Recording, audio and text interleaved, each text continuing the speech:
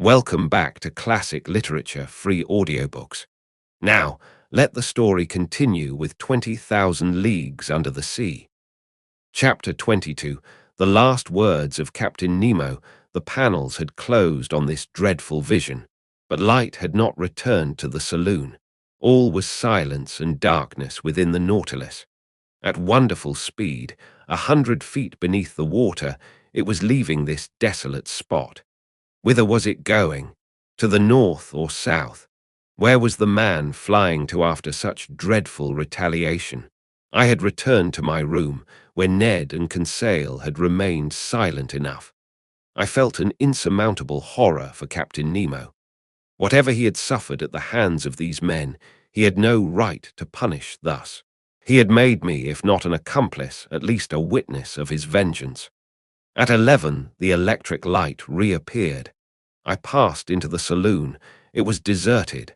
I consulted the different instruments. The Nautilus was flying northward at the rate of 25 miles an hour, now on the surface, and now 30 feet below it.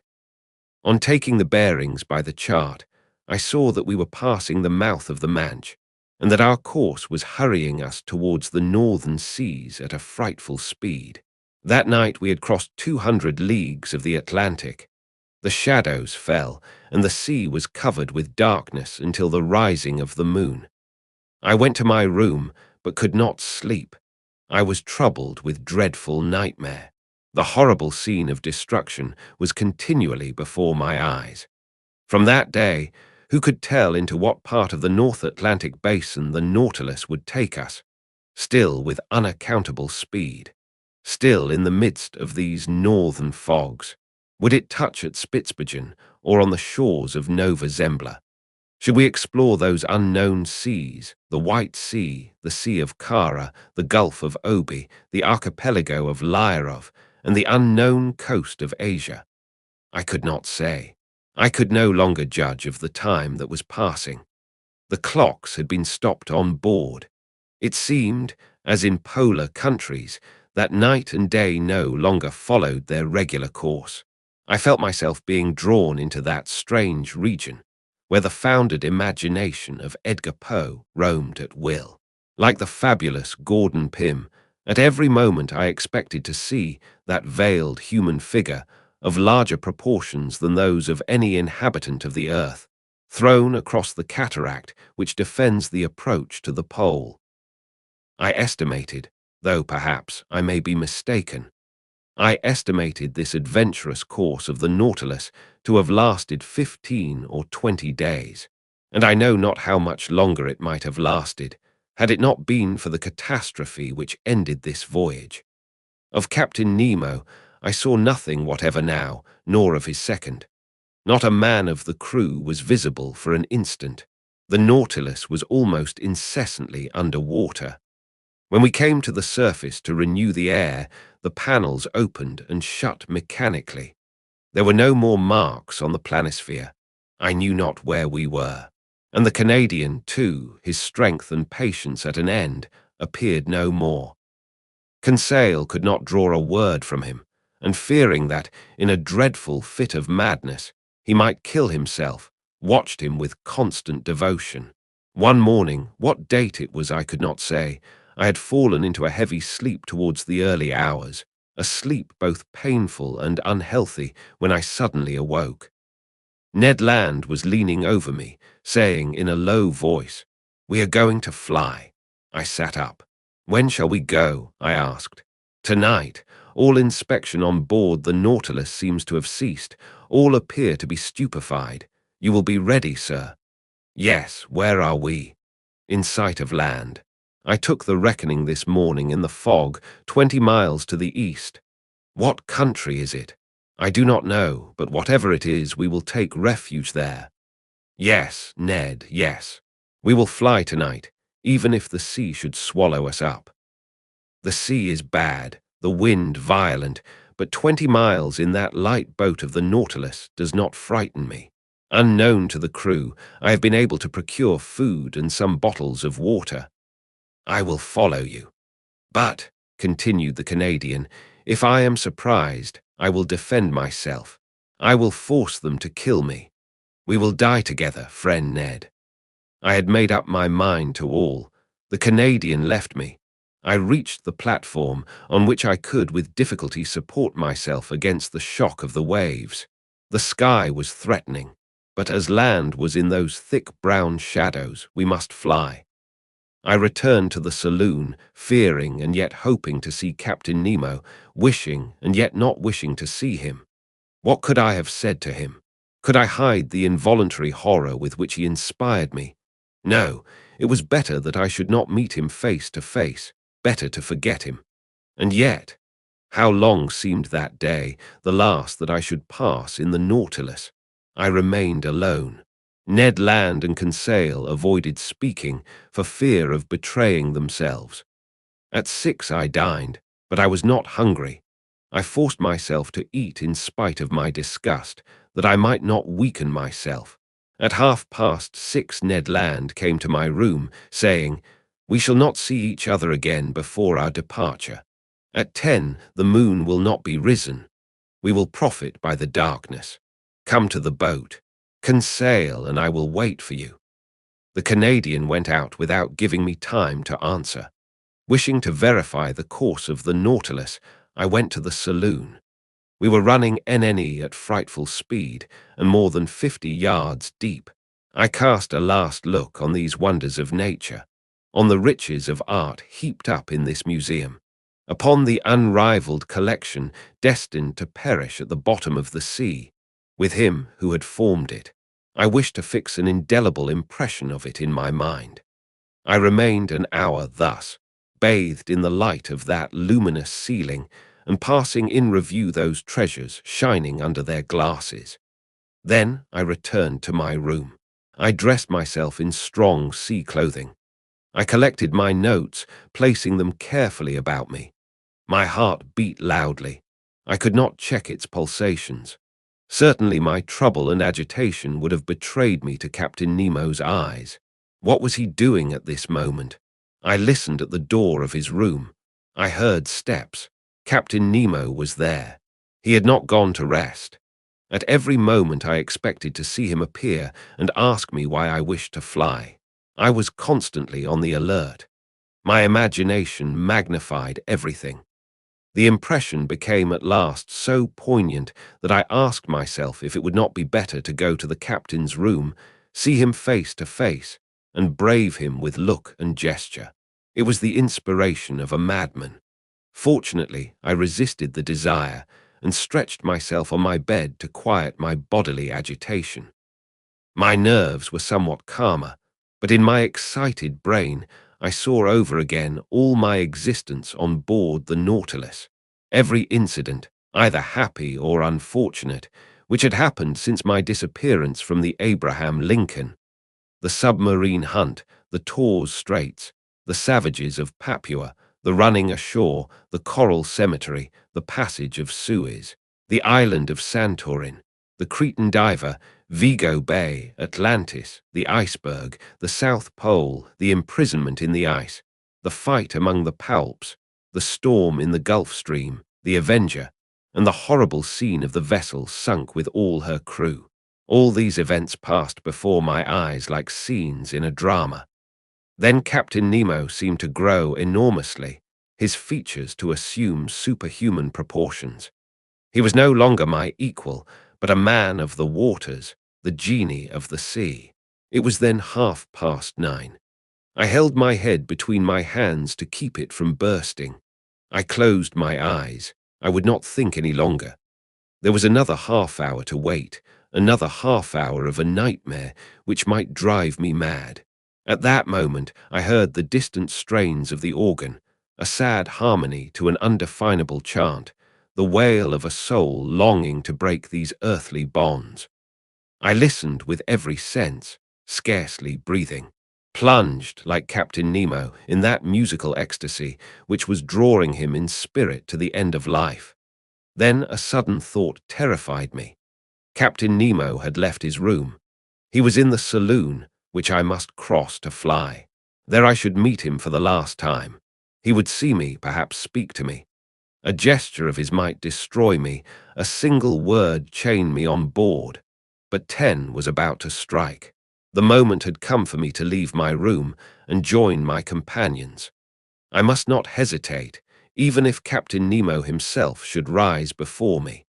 I opened my door carefully, and even then, as it turned on its hinges, it seemed to me to make a dreadful noise. Perhaps it only existed in my own imagination. I crept along the dark stairs of the Nautilus, stopping at each step to check the beating of my heart. I reached the door of the saloon and opened it gently. It was plunged in profound darkness. The strains of the organs sounded faintly. Captain Nemo was there. He did not see me. In the full light, I do not think he would have noticed me, so entirely was he absorbed in the ecstasy. I crept along the carpet, avoiding the slightest sound which might betray my presence. I was at least 5 minutes reaching the door at the opposite side, opening into the library.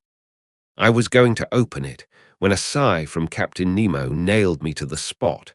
I knew that he was rising. I could even see him, for the light from the library came through to the saloon. He came towards me silently, with his arms crossed, gliding like a spectre rather than walking. His breast was swelling with sobs, and I heard him murmur these words, the last which ever struck my ear. Almighty God, enough, enough! Was it a confession of remorse which thus escaped from this man's conscience? In desperation, I rushed through the library, mounted the central staircase, and following the upper flight, reached the boat. I crept through the opening, which had already admitted my 2 companions. Let us go, I exclaimed. Directly, replied the Canadian. The orifice in the plates of the Nautilus was first closed and fastened down by means of a false key with which Ned Land had provided himself. The opening in the boat was also closed. The Canadian began to loosen the bolts which still held us to the submarine boat. Suddenly, a noise was heard. Voices were answering each other loudly. What was the matter? Had they discovered our flight? I felt Ned Land slipping a dagger into my hand. Yes, I murmured. We know how to die. The Canadian had stopped in his work. But one word many times repeated, a dreadful word, revealed the cause of the agitation spreading on board the Nautilus. It was not we, the crew, were looking after. The maelstrom, the maelstrom. Could a more dreadful word in a more dreadful situation have sounded in our ears? We were then upon the dangerous coast of Norway. Was the Nautilus being drawn into this gulf at the moment our boat was going to leave its sides? We knew that at the tide, the pent-up waters between the islands of Faroe and Lofoden rush with irresistible violence, forming a whirlpool from which no vessel ever escapes. From every point of the horizon enormous waves were meeting, forming a gulf justly called the navel of the ocean, whose power of attraction extends to a distance of 12 miles. There not only vessels, but whales are sacrificed, as well as white bears from the northern regions. It is thither that the Nautilus, voluntarily or involuntarily, had been run by the captain. It was describing a spiral, the circumference of which was lessening by degrees, and the boat, which was still fastened to its side, was carried along with giddy speed. I felt that sickly giddiness which arises from long-continued whirling round. We were in dread. Our horror was at its height, circulation had stopped, all nervous influence was annihilated, and we were covered with cold sweat, like a sweat of agony. And what noise around our frail bark! What roarings repeated by the echo miles away! What an uproar was that of the waters broken on the sharp rocks at the bottom, where the hardest bodies are crushed, and trees worn away, with all the fur rubbed off, according to the Norwegian phrase.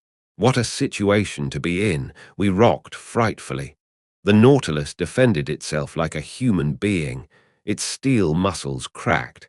Sometimes it seemed to stand upright, and we with it. We must hold on, said Ned, and look after the bolts. We may still be saved if we stick to the Nautilus." He had not finished the words when we heard a crashing noise. The bolts gave way, and the boat, torn from its groove, was hurled like a stone from a sling into the midst of the whirlpool. My head struck on a piece of iron, and with the violent shock I lost all consciousness.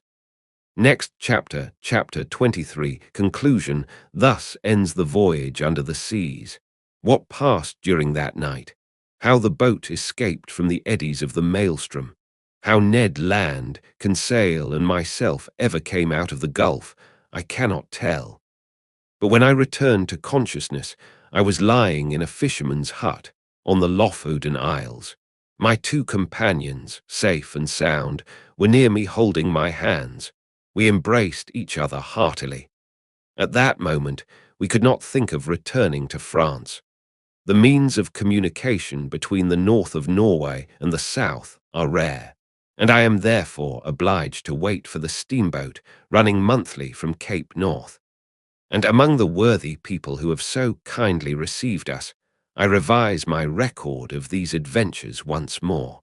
Not a fact has been omitted, not a detail exaggerated.